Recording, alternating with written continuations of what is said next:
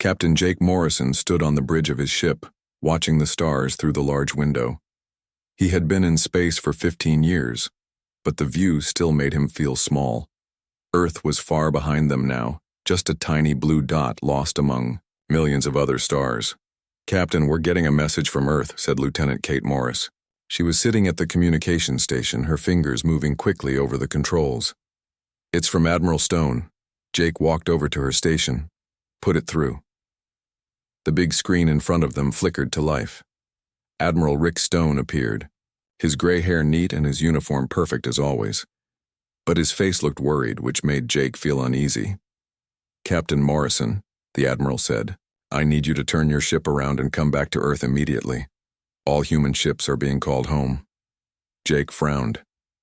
"Sir, is there a problem? We're supposed to meet with the trade ships from Centauri tomorrow." "Cancel it," Stone said. "Firmly, something has happened, something bad. I'll explain when you get here." "That's an order, Captain." The screen went black. Jake stared at it for a moment, then turned to his crew. "You heard him. Set course for Earth, maximum speed." 2 days later, Jake sat in a meeting room deep inside Earth's military headquarters. The room was full of other ship captains, all looking as confused as he felt. Admiral Stone stood at the front of the room next to Dr. Lisa Kane, Earth's top expert on alien species. "Ladies and gentlemen," Stone began, "3 days ago, the Zeltharian Empire attacked our colony on Kepler 442b. The room went completely quiet. Jake felt his stomach drop. The Kepler colony was home to 50,000 people, families, children, people who had left Earth to build a new life among the stars. Dr. Kane stepped forward. The attack was swift and complete. They used plasma bombs to destroy every building, every ship, every person on the planet. No one survived. A woman captain in the front row raised her hand. "Why? What did we do to them?" Stone's jaw tightened. 3 weeks ago, Ambassador Claire Walsh met with the Zeltharian High Command. They demanded that Earth hand over our quantum fusion technology and accept their rule over all human colonies. When she refused, they said there would be consequences. "This is their consequence," Dr. Kane added quietly. "They recorded the attack and sent the video to every species in the galaxy. They want everyone to see what happens when you say no to the Zeltharian Empire." Jake felt anger building in his chest. He had friends on Kepler, good people who just wanted to farm and raise their children in peace. "What's our response going to be, sir?" Stone looked around the room at all the faces, staring at him. "The Zeltharians think they've taught us a lesson. They think we'll be so scared that we'll give them everything they want. They think humans are weak because we're new to space." He paused and walked to the window that looked out over the city.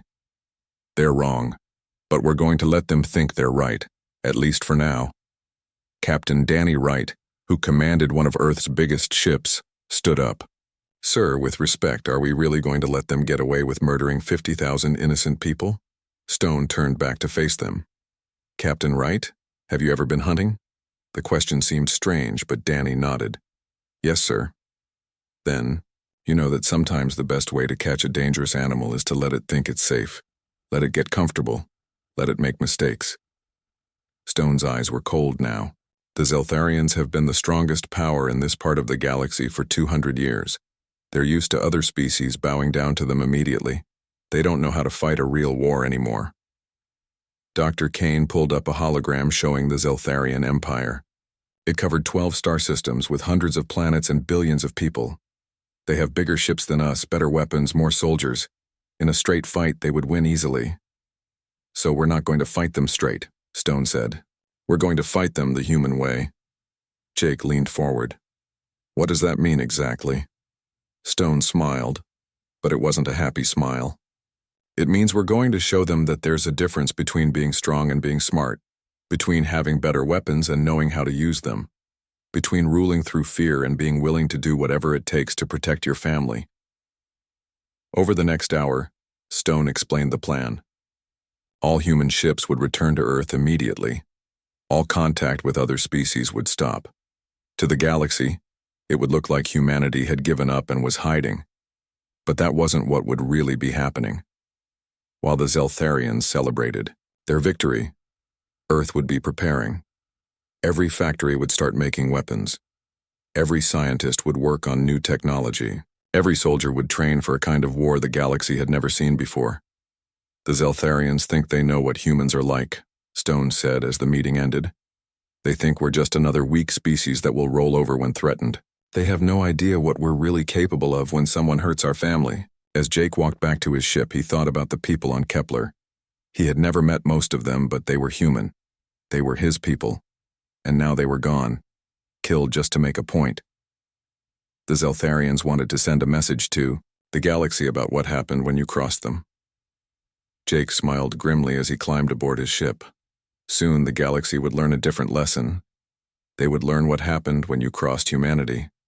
The war was coming, and it would be like nothing the stars had ever seen before. Dr. Ben Carter walked through the underground factory that had been built beneath the Rocky Mountains. The place was huge, stretching for miles in every direction. Thousands of workers moved like ants, building weapons and ships that had never existed before. 6 months had passed since the Kepler attack. To the rest of the galaxy, Earth had gone completely quiet.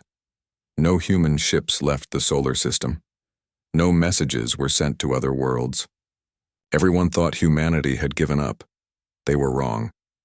"How many ships do we have ready?" asked Maya Rodriguez as she joined Ben at the observation deck. Maya was in charge of training Earth's new special forces. She was small, but tough, with scars on her hands from years of fighting. Ben checked his tablet. 47 stealth frigates, 12 heavy cruisers, and the first ghost ship prototype, all using the new quantum engines that the Zeltharians can't detect. Maya nodded. "My teams are ready too. We've trained 300 Reapers for boarding operations. They know how to fight in zero gravity, how to use Zeltharian weapons, and most importantly, how to think like them." The Reapers were Maya's idea. Instead of regular soldiers, she had created specialists who studied alien biology and psychology. They knew exactly how to terrify other species, how to break their will to fight. It was not the way humans usually fought wars, but the Zeltharians had changed the rules when they killed innocent people. Dr. Amy Foster joined them, carrying a small device that glowed with blue light. Amy was Earth's best quantum physicist, and she had been working on humanity's secret weapon. "The quantum mines are ready for field testing," she said excitedly. "They're completely invisible until they explode. We can scatter them around enemy ships and detonate them all at once." Ben smiled. "The Zeltharians won't know what hit them. Their sensors can't detect quantum signatures." The three of them walked deeper into the facility, past rows of workers building strange new weapons. Everything was designed with one goal in mind: to fight an enemy that was bigger and stronger by being smarter and more unpredictable. Colonel Sam Phillips met them at the weapons testing area. Sam was old enough to remember the last war on Earth, before humanity had united. He understood something that younger officers didn't. Sometimes you had to fight dirty to protect the innocent. "Watch this," Sam said, pointing to a target shaped like a Zeltharian battleship. "We've been studying their ship designs for months. Every species in the galaxy builds their ships the same way, with the command center in the middle where it's safest." He pressed a button. A small missile shot out and hit the target. Instead of exploding on the outside, it burrowed through the hull and exploded inside the ship. "Armor-piercing warheads with delayed fuses," Sam explained. "By the time they realize they've been hit, the missile is already inside their ship, heading for their engine room or bridge." Maya watched the demonstration with interest. "That's good, but my people won't need missiles. We'll be going inside their ships ourselves." She led them to another area where her Reapers were training. The soldiers wore black armor that made them look like shadows. They moved through a mock-up of a Zeltharian ship, practicing their boarding techniques. "The key is psychological warfare," Maya explained as they watched. "Other species fight to win battles. We're going to fight to break their spirit. Every enemy ship we capture, we leave one survivor to tell others what happened. Every attack we make, we leave a message." Ben watched one of the Reapers practice disarming a mock Zeltharian soldier. The movement was quick and efficient, designed to disable rather than kill immediately. "You want them to suffer?" "I want them to be afraid," Maya said simply. "Fear is a weapon too. When Zeltharian crews start refusing to leave port because they're scared of meeting us in space, we'll have won without firing a shot. Dr. Foster held up her device again. We've also been working on something special for their homeworld. If we can get close enough to their main communication center, this quantum disruptor will shut down their entire network. No communication, no coordination, no way to organize their fleets. Sam nodded approvingly. Good. The Zeltharians are used to fighting species that play by their rules. Big fleets meeting in open space, formal declarations of war, honorable combat between soldiers. We're not going to give them that, Ben said. We're going to hit their supply lines, attack their civilian shipping, target their communication networks. We're going to make them fight our kind of war. Maya smiled grimly. They wanted to teach the galaxy a lesson about power. We're going to teach them a lesson about consequence. As they walked back through the factory, Ben thought about how much had changed. Before the Kepler attack, humanity had been trying to fit in with galactic society. They had followed the rules, tried to be diplomatic, hoped to find their place among the stars through trade and cooperation. All of that was over now. The Zeltharians had shown that kindness was seen as weakness, that following the rules only worked if everyone else followed them too. They had forced humanity to become something different, something harder. Amy stopped at a window that looked out over the factory floor. "Do you think we're becoming monsters?" she asked quietly. Ben considered the question. Down below, workers were building weapons designed to cause maximum fear and destruction. In the training areas, soldiers were learning how to terrorize their enemies. Everything they were doing went against the peaceful image humanity had tried to project. "Maybe," he said finally, "but they made us into monsters when they killed our people. The difference is, we're monsters with a purpose. We're not doing this because we enjoy it. We're doing it because it's the only way to make sure this never happens again." Maya nodded. Every species in the galaxy is going to learn that there are consequences for attacking humans, not just for us, but for anyone who tries to hurt innocent people. The preparation was almost complete. Soon the Zeltharians would discover that their easy victory had been the beginning of their worst nightmare. They would learn that humanity's silence hadn't been surrender. It had been the calm before the storm. Commander Tony Blake sat in the captain's chair of the UES Phantom, watching his crew work in complete silence. The bridge was dark except for the soft glow of computer screens. Outside the windows, space looked empty, but Tony knew better. Somewhere, out there was their target. It had been 1 year since the Kepler attack. For the past 3 months, human ghost ships had been hunting Zeltharian vessels throughout the outer systems. The galaxy was starting to notice that ships were disappearing, but no one knew why. "Contact on sensors," whispered Lieutenant Kate Morris from her station. "Zeltharian cargo ship traveling alone. No escort vessels." Tony smiled coldly. "Perfect. Dr. Turner, are you ready?" Dr. Alex Turner looked up from his psychology workstation. Alex was not a soldier, but he understood alien minds better than anyone. His job was to make sure their attacks had maximum psychological impact. "Ready, Commander. I've prepared the usual message, modified for Zeltharian psychology. It should terrify any survivors." Tony nodded. "Sergeant Jackson, get your team ready for boarding. Remember, we want 1 survivor this time. Someone high-ranking who can spread the word." Sergeant Pete Jackson was already putting on his black armor. His team of Reapers moved like shadows, checking their weapons and equipment. They had done this 18 times before. They knew exactly what to do. "Phantom to all stations," Tony announced quietly. "Begin Ghost Protocol." The ship's quantum drive engaged, bending space around them until the Phantom became invisible to all sensors. To anyone watching, they would look like a piece of floating debris not worth a second glance. The Zeltharian cargo ship grew larger on their screens. It was huge, carrying supplies to one of their military bases. The crew would be confident, safe in the knowledge that they were protected by the mighty Zeltharian Empire. They were about to learn how wrong they were. "Boarding tubes extended," reported Kate. "We're attached to their hull. Hull breach in 3, 2, 1, counted Pete as his team prepared to enter the enemy ship. The explosion was small and precise. cutting through the Zeltharian hull like paper. Pete and his Reapers poured through the hole, moving through the ship's corridors like ghosts. Tony watched through the cameras mounted on their helmets. The Zeltharian crew never had a chance. They were traitors, not warriors.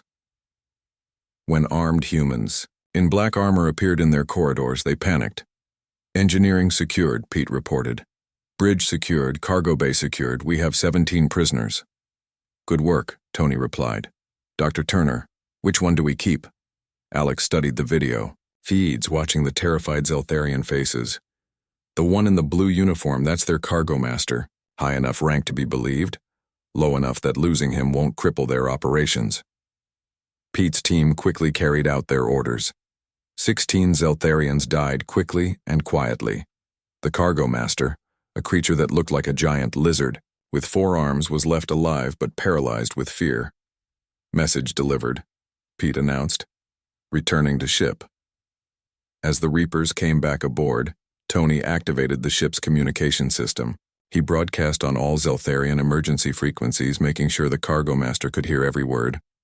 Attention, Zeltharian Empire, Tony said in perfect Zeltharian language. You killed our children on Kepler. Now we are coming for yours. Every ship you send into space is a target. Every crew member is in danger. This will continue until you pay for what you did. We are humanity, and we do not forgive. The Phantom detached from the cargo ship and vanished back into space, invisible once again. Behind them, the cargo master sat alone among the bodies of his crew, too terrified to move. 3 days later, Tony received a message from Admiral Stone. The cargo master had been rescued and taken to the nearest Zeltharian base. Within hours, his story was spreading throughout their empire. Ships were refusing to travel alone. Crews were demanding extra security. Trade routes were being abandoned. The hunt was working. New target acquired, Kate announced during their next mission. Zeltharian patrol ship, military class. This time was different. The patrol ship was armed and ready for battle, but it was also alone, sent to investigate the disappearances in this sector. Tony smiled. They're starting to fight back. Good. Dr. Turner, what's our approach? Alex had been studying Zeltharian military psychology for months. Military crews are trained to be brave, but they're also trained to follow orders. If we can capture their commander and make him give orders to surrender, the rest will follow. The battle was quick and brutal. The Zeltharian ship fought hard, but human weapons were designed specifically to counter their technology. Quantum mines exploded around the enemy vessel, disabling their shields. Armor-piercing missiles burrowed through their hull, causing internal explosions. When Pete's team boarded the crippled ship, they found the Zeltharian crew barricaded on the bridge. The creatures were tall and strong, with natural armor and sharp claws. In hand-to-hand combat, they should have been dangerous opponents, but the Reapers didn't fight hand-to-hand. They used weapons designed to cause maximum pain without killing, tactics that exploited Zeltharian weaknesses, and psychological warfare that broke their enemies' will to resist. Commander secured, Pete reported. The rest of the crew is surrendering. This time they kept the entire crew alive but left them with a different message. Instead of words, they carved symbols into the ship's hull. Symbols that every Zeltharian would recognize. When rescue ships found the patrol vessel, they discovered the crew huddled together in terror, too frightened to explain what had happened. The symbols on the hull told the story. You are being hunted. Within weeks, the psychological impact was enormous. Zeltharian crews began reporting strange contacts that disappeared when investigated. Sensors detected impossible readings that vanished like ghosts. Supply lines slowed as ships traveled in larger groups for protection. But the humans were patient. They waited for ships to separate, for crews to become careless, for opportunities to strike without warning. Each attack was carefully planned to cause maximum fear with minimum risk. Tony stood on the bridge of the Phantom, reading reports from other ghost ships. 37 successful attacks, 0 human casualties, hundreds of Zeltharian crew members dead or missing.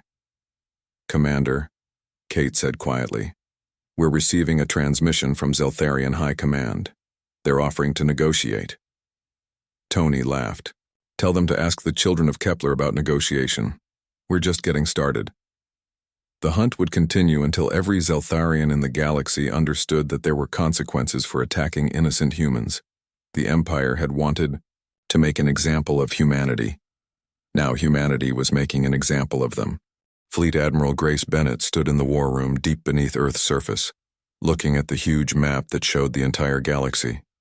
Red dots marked Zeltharian positions. Blue dots showed human forces. For the first time in 18 months, there were more blue dots than red ones. "Admiral, we're receiving another threat from the Zeltharian High Command," said Intelligence Officer Nina Clark. Nina had spent 2 years studying Zeltharian society, learning their weaknesses and fears. "They're saying they'll destroy Earth if we don't stop our attacks." Grace smiled grimly. "How many times have they made that threat this month?" 7 times, ma'am. Each one more desperate than the last. The threats meant nothing. The Zeltharians were too far away to attack Earth directly, and their fleet was scattered across a dozen systems trying to protect their trade routes. More importantly, every threat they made just proved how badly the human attacks were hurting them. Captain Luke Hayes entered the room, still wearing his battle armor. Luke commanded the deep strike forces that hit Zeltharian bases behind enemy lines. His face was tired but excited. "Operation Blackout is ready, Admiral. We've identified all major Zeltharian command centers in the Proxima sector. My teams can hit them simultaneously and cut their communications for at least 6 hours." Grace nodded. "Good. Nina, what's your analysis of their command structure?" Nina pulled up a hologram showing the Zeltharian military hierarchy.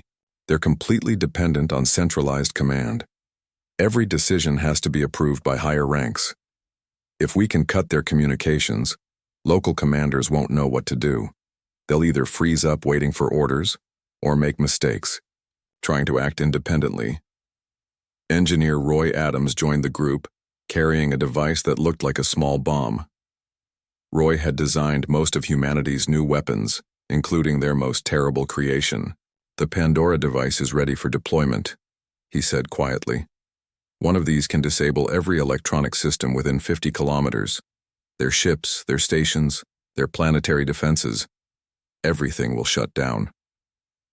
Grace looked at the device with mixed feelings. The Pandora weapon would give them a huge advantage, but it was also proof of how much humanity had changed. 2 years ago, they had been peaceful traders. Now they were building weapons that could cripple entire star systems. "How many do we have?" she asked. 12 ready for immediate use. We can make more, but these should be enough for the first wave of attacks." Luke studied the galactic map. "If we hit their 3 main command centers at the same time, we can throw their entire empire into chaos. But we'll need perfect timing." Grace walked closer to the map, studying the positions of Zeltharian forces. "Nina, what happens to their society if we remove their leadership?" "Complete breakdown," Nina replied immediately. "Zeltharians are hierarchical by nature. They literally cannot function without clear orders from above. Remove their commanders and local forces will start fighting each other over who's in charge." It was exactly what Grace had hoped to hear. "Then we do it. Operation Decapitation begins in 72 hours. The next 3 days were the busiest in human military history. Ghost ships moved into position around Zeltharian command centers. Special forces teams prepared for the most dangerous missions ever attempted. Engineers made final checks on weapons that had never been tested in real combat. Grace barely slept during those 3 days. She kept thinking about the people of Kepler, about the 50,000 innocent humans who had died just to make a point. The Zeltharians had wanted to show the galaxy that they were strong. Instead, they had created an enemy unlike anything they had ever faced. "All teams report ready," Luke announced as the final hour approached. "Phantom Squad is in position at Selthera Prime. Ghost Squad is ready at their military headquarters on Vega 7. Reaper Squad is standing by at their communication center on Wolf Station." Grace took a deep breath. "Nina, send the message." Nina activated the communication system that would broadcast to every Zeltharian receiver in the galaxy.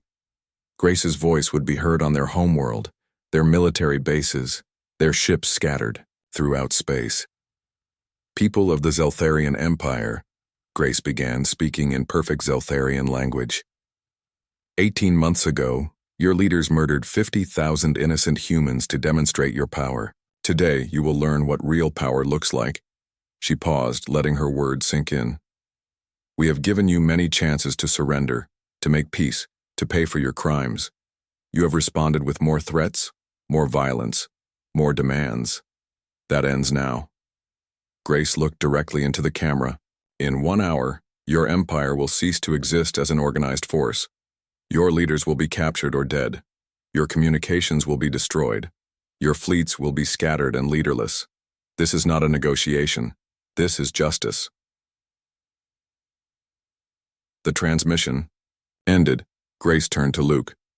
Begin Operation Decapitation. Across the galaxy, human forces struck simultaneously. The Phantom slipped through Zeltharian defenses like a ghost, depositing Reaper teams directly onto their capital station. Ghost ships appeared out of nowhere around military headquarters, launching boarding parties before the enemy could react. Roy's Pandora devices detonated at communication centers, turning advanced technology into useless metal. Grace watched the reports come in on her screens. Zelthara Prime Command Center captured. High Command leadership in custody. Vega 7 military headquarters destroyed. Fleet Coordination Center offline. Wolf Station communications array eliminated. Empire-wide network down. In less than 6 hours, the mighty Zeltharian Empire had been decapitated. Their fleets were scattered and leaderless. Their government was captured or dead. Their ability to coordinate any kind of response was gone. Nina smiled as she read the intelligence reports. It's working exactly as predicted. Local commanders are already fighting each other. Some are trying to negotiate separate peace deals. Others are abandoning their posts and fleeing. Luke's voice came through the communication system from the captured Zeltharian capital. Admiral, we have War Master Thexaval in custody. He's asking to speak with you. Grace considered for a moment. Thexaval was the leader who had ordered the Kepler attack, the one who had started this whole war by underestimating humanity. Put him through. The screen flickered, showing the Zeltharian leader in chains. He was a massive creature, covered in natural armor, with eyes that burned with hatred and fear. You have won this battle, Thexaval said in broken human language, but you cannot hold an entire empire. My people will never serve humans. Grace stared at him calmly. We don't want to rule your empire. We want to destroy it. You killed our children to send a message. Now we're sending one back. She leaned forward.